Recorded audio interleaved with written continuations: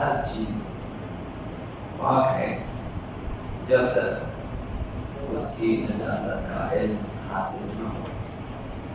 لہٰذا جہاں بھی آپ جائیں، جس سے بھی آپ ملیں، وہ آپ کے لیے پاک ہے. کوئی بھی لباس، کوئی بھی چیز، یہ درخت، یہ سبزے، یہ پتھر، یہ مٹی، یہ ہر چیز پاک ہے جب تک نجاست کا علم حاصل نہ ہو. تو لہٰذا طہارت کے لیے دلیل کی ضرورت نہیں ہوتی ہے، نجاست کے لیے دلیل کی ضرورت ہوتی ہے.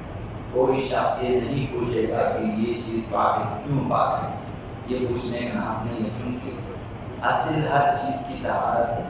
اصل یہ کہ وہ چیز پاک ہے. نجاست کے لیے، نجس ہونے کے لیے دلیل کی ضرورت ہے. اگر آپ کہیں کہ یہ چیز نجس ہے تو دوسرا پوچھے گا کہ کس طرح سے نجس ہے، خون سے نجس ہے، پیشاب سے نجس ہے، یا کسی اور چیز سے نجس ہے. ان کی کائنات میں جو 11 چیزیں نجس ہیں، انہی چیزوں سے باقی چیزیں نجس ہو جاتی ہیں. ولا باقی 11 چیزوں کو نکالے، باقی ہر چیز پاک ہے. تو لہٰذا اب آپ کسی کے گھر میں یا کرائے پہ چلے جاتے ہیں، آپ خرید لیتے ہیں، وہاں ہر چیز آمادہ ہے، تو تمام استعمال شدہ اشیاء اس گھر کی، چاہے وہ جیسے بھی استعمال ہوئے ہوں، جب تک ان اسباب کی، ان چیزوں کی نجاست کا آپ کو علم نہ ہو، وہ چیزیں پاک ہیں، وہ سب پاک ہے. آپ جس کے گھر میں جائیں، آپ کی نظر میں ہر چیز وہاں پاک ہے.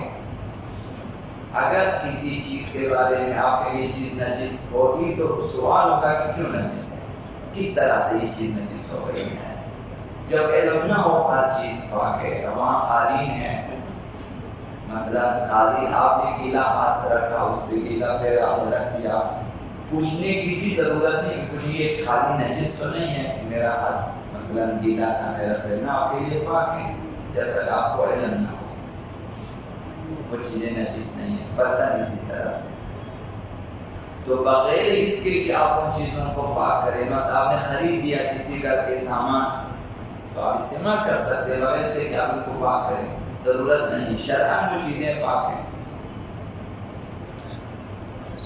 دوسرا سوال یہ کیا سکھ کے بارے میں کہ وہ بھی یہود اور نصارہ کی طرح پاک ہیں یا نہیں ہے، یا یہ اہل کتاب ہے. حضرت آیت اللہ سستانی کا جواب یہ ہے، تقریباً صاحب کا جواب یہی ہے کہ سکھ اہل کتاب میں سے نہیں ہے اور ان کی طہارت کا حکم بھی نہیں لگایا جا سکتا. اگر ان کا ہاتھ تر ہو یا ہمارا ہاتھ تر ہو یا بدن کا کوئی حصہ تر ہو اور ان سے چھو لے تو وہ چیزیں نجس ہو جائیں گی. یعنی سکھ اہل کتاب میں سے نہیں ہے. اسی طرح بدھسٹ کی بدھ مت والے، ان کے بارے میں بھی فرمایا کہ بدھسٹ اہل کتاب میں شمار نہیں ہوتے، یعنی اہل کتاب کی طرح یہ پاک نہیں ہے. بدھ مت والے پاک نہیں ہے. تو لہٰذا جس طرح ہندو، جس طرح سکھ، جس طرح بدھ مت جو ہے بدھسٹ، یہ سب ایک ہی ہے کہ یہ پاک نہیں ہے. لہٰذا اگر جو ہے تری کی وجہ سے جو ہے اگر ایک دوسرے سے چھونے تر، تو ان کے مثلا آپ کا لباس تر ہے اور انہوں نے ہاتھ لگایا تو آپ کا لباس نجس ہوگا. آپ کے اعضاء بدن میں سے کوئی مثلا یا چہرہ یا آپ کا ہاتھ ہے، ان سے اگر چھو لیں اور تری سے رعایت کر جائے تو ہاتھ نجس ہو جائے. تو یہ دو احکام ہیں. سوال یہ ہے کہ طہارت کیا ہوتی ہے؟ طہارت کیا ہے؟ طہارت کی دو قسمیں، طہارت ظاہری ہوتی ہے، طہارت باطنی و حقیقی و معنوی. در واقع جس طرح خدا نے پیدا اسی طرح پاک ہے. ایک طہارت ظاہری ہے کہ آپ کو علم نہیں ہے کہ یہ چیز نجس ہو چکی ہے، یہاں ظاہراً پاک ہے.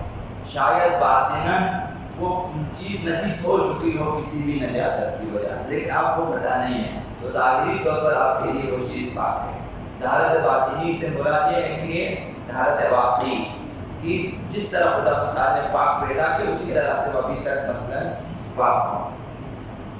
لہٰذا طہارت واقعی کا حاصل کرنا ہمارے لیے تقریباً ممکن نہیں ہے کسی بھی چیز کے بارے میں. آپ بازار سے کچھ بھی خریدیں، آپ کو کیا معلوم کہ اس کے ہر اجزاء میں سے ایک جزء پاک ہے، یہ نہیں معلوم. یہ طہارت واقعی کے بارے میں آگاہی حاصل نہیں کر سکتے. تو یہ حکم بہت سے شرعی وظائف میں جاری ہے.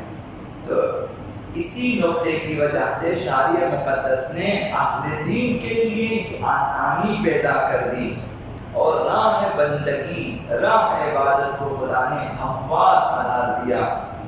بنابراین شارع مقدس خداوند متعال کی اطاعت و عبادت کے لیے یہی کافی ہے کہ ظاہری طور پر آپ کی نظر میں یہ چیزیں پاک ہیں، اسی میں آپ کی عبادت ہو جاتی ہے، اور اسی ظاہری طہارت کی بنیاد پر آپ لباس پہنیں، وضو کریں، نماز پڑھیں، تو آپ خداوند متعال آپ کو شائستہ عبادت بھی جانتا ہے، شائستہ ثواب بھی خداوند متعال آپ کو اور شائستہ پاداش بھی جانتا ہے. مثلا کوئی بھی یقین حاصل نہیں کر سکتا کہ جو کھانا وہ کھا رہا ہے وہ پاک ہے، کوئی بھی شخص ایسا نہیں کر سکتا.